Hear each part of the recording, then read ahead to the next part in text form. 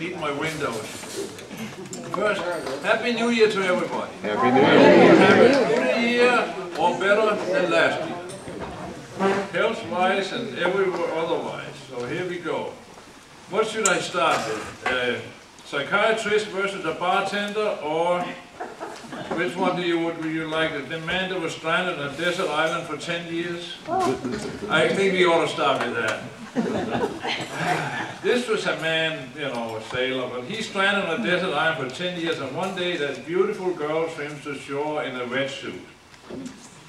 Man, hi, am I ever happy to see you? The girl, hey, it seems like you've been here a long time. How long has it been since you had a cigarette?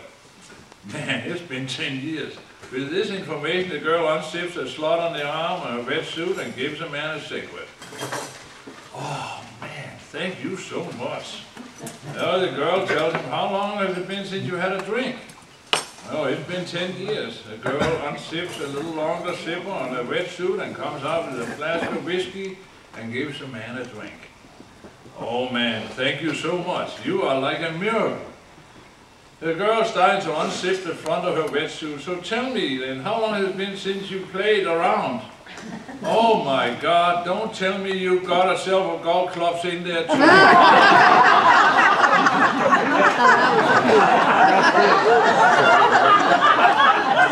Alright, ever since I was a child, I've always had a fear of someone under my bed at night, so I went to a shrink and told him, I've got problems. Every time I go to bed, I think there's somebody under. I'm scared, I think I'm going crazy. But just put yourself in my hands for 1 year, said the shrink. Come talk to me 3 times a week and we should be able to get rid of those fears. How much do you charge? $80 per visit, replied the doctor. I'll sleep on it, I said. 6 months later, the doctor met me on the street. Why didn't you come to see me about those fears you were having, he asked. Well, $80 a visit 3 times a week for a year is an awful lot of money. A bartender cured me for $10. I was so happy to have saved all that money that I went and bought me a new pickup. Is that so? With a bit of an attitude, he said. And how, may I ask, did a bartender cure you? He told me to cut the legs off the bed. Ain't nobody under there now. Drink and talk to the bartender.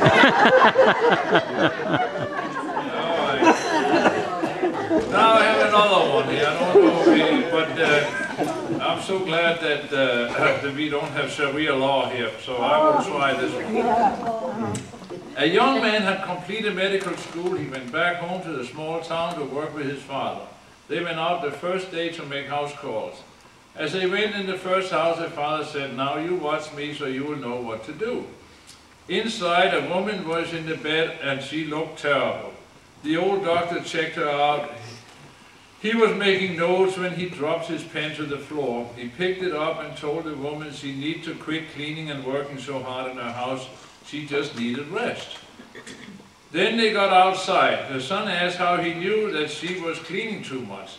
The old doctor said that when he dropped his pen to the floor so clean, the floor was so clean there wasn't a speck of dust anywhere. When they arrived at the next house, the father told his son that it was his turn to examine the patient.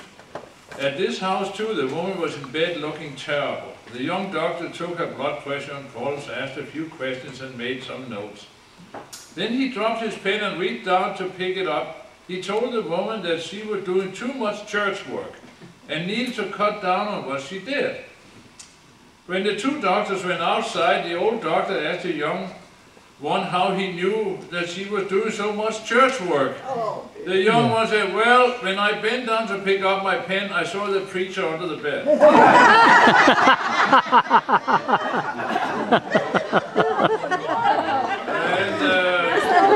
Here it is. And then I'll have the last one and send you home with that one. I don't want to use all my good ones here. This is the story of the poor blonde flying in a 2-seater airplane with just the pilot. He has a heart attack and dies. She frantically calls a mayday. Mayday, mayday, help me, help me.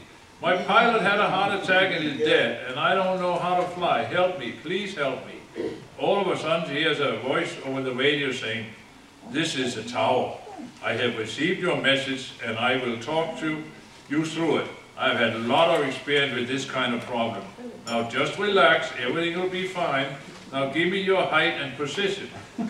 She said, "I'm 5'4" and I'm in the front seat. Okay, says the voice from the tower, "Repeat after me. Our Father who art in heaven." I'm sorry, I wasn't here last